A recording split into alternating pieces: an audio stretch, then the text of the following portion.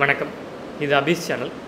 சென்ற வாரம் ஒரு நண்பர் ஒரு முக்கியமான கேள்வி கேட்டாங்க. என்னன்னா, இன்ட்ரின்சிக் வேல்யூல வாங்குங்க, அதிலிருந்து கீழ வாங்குங்க, இந்த மாரிலாம் சொல்றீங்க. ஆனா, அதிலிருந்து இன்ட்ரின்சிக் வேல்யூவ அந்த பங்கு ரீச் பண்ணிடுச்சு அப்படின்னா, நம்ம வித்துறலாமா? வச்சுக்கலாமா? ஏன்னா, அதுக்கு மேல போகுமான்னா நமக்கு தெரியாது. நம்மளுடைய கால்குலேஷன் படி ஒரு குறிப்பிட்ட வேல்யூ தான் இன்ட்ரின்சிக் வேல்யூ. அதிலிருந்து மார்ஜின் ஆஃப் சேஃப்டில வாங்கியிருப்போம். இது ஒரு நல்ல கேள்வி. ஆனா, இதற்கு நேரடியா வித்துருங்க, இல்ல வச்சுக்கங்க அப்படின்னு பதில் சொல்லக்கூடாது. இது ஒரு 3 வகையா பிரிச்சு பார்ப்போம். முதல்ல பார்த்தீங்க அப்படின்னு சொன்னா, ஒரு பங்கை நம்ம இன்ட்ரின்சிக் வேல்யூலேருந்து ஒரு 10%, 20% கீழ வாங்கியிருக்கோம். ஒரு PE ஒரு 10ல வாங்கியிருக்கோம் அப்படின்னு வச்சுக்கங்களேன். இப்போ அந்த பங்கு பெரிய வளர்ச்சி இருக்கக்கூடிய பங்கு. அந்த துறையே பெரிதா வளர்ச்சி இருக்கக்கூடிய துறை இல்லை அப்படின்னு வச்சுக்கலாம். அப்படிங்கும் பொழுது, அந்த பங்கினுடைய PE அப்படியே டபுள் ஆகுதுன்னு வச்சுக்கங்களேன். நம்ம வாங்கின 10 20க்கு போயிடுச்சு. ஆனா, அதனுடைய EPS நம்ம ஏற்கனவே சொன்னபடி அதுவும் வளர்ச்சியான துறையில இல்ல. அந்த பங்குமே வளர்ச்சி இருக்கக்கூடிய ஒரு நிறுவனம் இல்லை அப்படிங்கும்போது, அந்த பங்கினுடைய EPS அதே அளவுல தான் இருக்கு அப்படின்னா, நம்ம வாங்கின விலை என்ன ஆகும்? டபுள் அடிச்சதுனால, அதாவது PE டபுள் அடிச்சு EPS அதாவே இருக்கிறதுனால, நம்மளுடைய பங்கினுடைய விலையும் 2 மடங்கு ஆகியிருக்கும். நமக்கு லாபம் 100%ல இருக்கும்.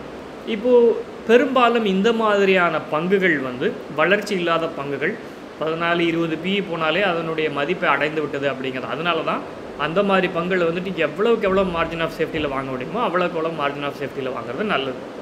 அப்படி இருக்கும்பொழுது அந்த பங்கு ஓரளவுக்கு நமக்கு 100% லாபத்தில் இருக்குது. ஈவன் 100% இல்லாட்டி கூட PE 20, 22 போயிடுச்சுன்னா அதற்கு மேலே அது மேலே போகுமா அப்படின்னு நமக்கு முதல்ல நம்பிக்கை இருக்கணும். ஏன்னா இது வளர்ச்சி இல்லாத பங்கு, வளர்ச்சி இல்லாத துறை அப்படிங்கும்போது வித்துறது நல்லது.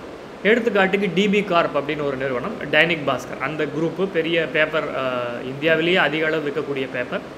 அந்த பேப்பரினுடைய ஸ்டாக் எனக்கு ரொம்ப கம்மியான விலையில் கிடைத்தபோது நான் வாங்கினேன். அப்புறம் நான் நினச்சபடி இன்ட்ரின்சிக் வேல்யூ கொஞ்சம் மேலே போனோம், நான் விற்றுட்டேன்.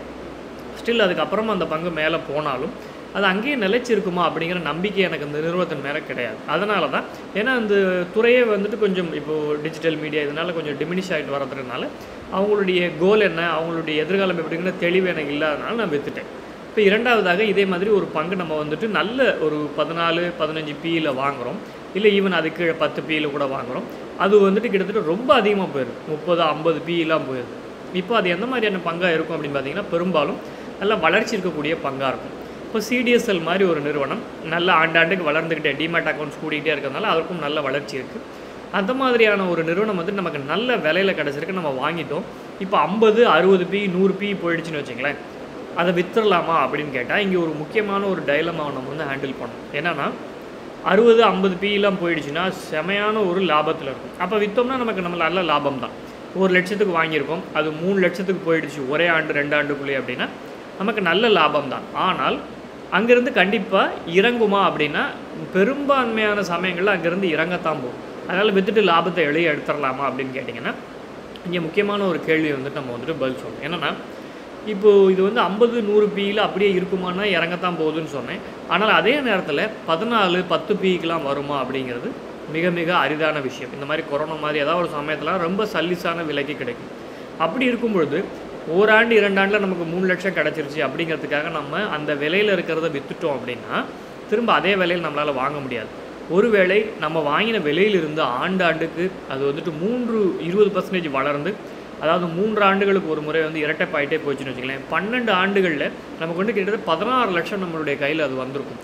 ஆனால் இதே விலைக்கு நம்மளால் திரும்பி நமக்கு கிடச்சிருக்க முடியாது. ஆனால் அதே நேரத்தில் வாங்கின 1 லட்சத்துக்கு நம்ம 3 லட்சத்துக்கு விற்றுட்டு திரும்ப இதே மாதிரி ஒரு நல்ல பங்கை நல்ல விலையில் வாங்கி 12 ஆண்டுகளில் நம்மளால் 16 லட்சமாக மாற்ற முடியுமா அப்படிங்கிறது கேள்விக்கு. ஸோ ஒரு நல்ல வளர்ச்சி இருக்கக்கூடிய பங்கு நல்ல PEல கிடச்சிருக்குன்னா அது எவ்வளோ PE போனாலும் அதே அளவிலே இருக்கும் நம்ம எதிர்பார்க்காமல் அது நமக்கு லாங் ரனில் நல்ல ஒரு லாபத்தை கொடுக்கும் அப்படின்னு நினச்சி அதை நம்ம வச்சுக்கிறது நல்லது. இப்போ நம்ம வாங்கியிருக்கிற இந்த CDSL எடுத்துங்களேன், நீங்களே 30, 40, 50 PEல வாங்குறீங்க அப்படின்னா அதற்கும் அது மேலே போச்சுன்னா அதுக்கு மேலே அதனுடைய வளர்ச்சி எவ்வளவு தான் இருந்துட முடியும். 100, 120 PEலாம் மார்க்கெட் இன்னும் வளர்ச்சி இருக்கும், அதனுடைய மதிப்பு ரொம்ப அதிகங்கிறதுக்காக வச்சுக்கிறது. பட் அந்த மாதிரி பங்குல நம்மளே அதிக PEல வாங்கிட்டு அதற்கும் மேலே போன பிறகு திரும்பவும் அங்கேயே இருக்கும், அதற்கும் மேலே போகும் அப்படின்னு நினைக்கிறது ரொம்ப ஒரு அதிகமான எதிர்பார்ப்பு. அதனால் நம்மளே அதிக PEல வாங்கும்போது அதுவும் ஓரளவுக்கு நல்ல வளர்ச்சி இருந்துச்சுன்னா அங்கேயே வித்துறது அப்படிங்கிறது நமக்கு ஓரளவு நல்லது. இதில் 3 முறைகளை பார்த்தோம், எப்படி நம்ம வாங்கியிருக்கோங்கிறத வச்சு நிறுவனத்தை வச்சு எப்போ விற்கிறது அப்படிங்கிறது. நன்றி, வணக்கம்.